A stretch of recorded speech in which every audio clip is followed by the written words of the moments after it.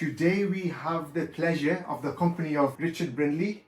He's the director of Albion Business Communication. Richard, you spent some time growing up in Hanley. Tell us a bit about yourself and tell us about your business and your vision for Stoke-on-Trent. Yeah, we had the pleasure of growing up in Hanley in the 80s for a few years, and it was a completely different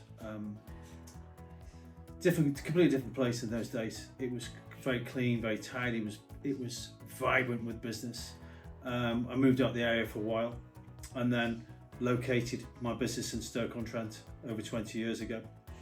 The reason we came to Shelton, where the business is currently, was that we were promised that this was the gateway to the city. The redevelopment was sold. There was going to be a lot of money spent in this location.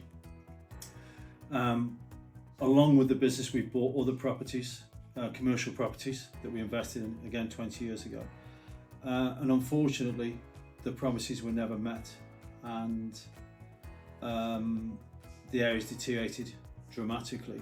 We've got some very, very high brow customers. We support customers from all over the UK. We have 700 customers. And the image that the business portrays, because everything is on Google nowadays, is one that unfortunately, it's a letdown, and we've decided to relocate our business to Newcastle. That's a huge shame, that is, Rich. That's going to be a loss for the area here, because you're someone who's done really well for yourself. You're a man of great integrity, and I've known you for a while.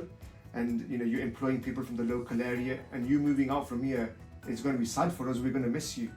Yeah, it's such a shame, and we've held on as long as we could. But when we've got blue chip companies and they Google us and they see what, in my eyes, and what I've been told by them, it looks like a bit of a war zone of just swathes of land that are completely and utterly, overgrown with weeds and litter, and it's just such a shame.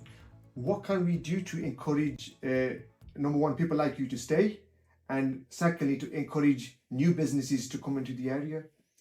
It just needs investment, and it needs to be clean and tidy. Years ago, we used to have flowers outside. When we first came here, we had a post office. The opposite was a lawyer's. There was a motorcycle shop that had been here 100 years. There was offices. There was a college. And now we're like a little island with debris surrounding us, and they've just got to follow up with the promises of investment and redevelopment. Now, Rich, you've done really well. I mean, I could say rags to riches kind of story. How would you encourage the youngsters, the youth, the future generations in terms of business? Is there something that you would like to say to them? Just turn up every day.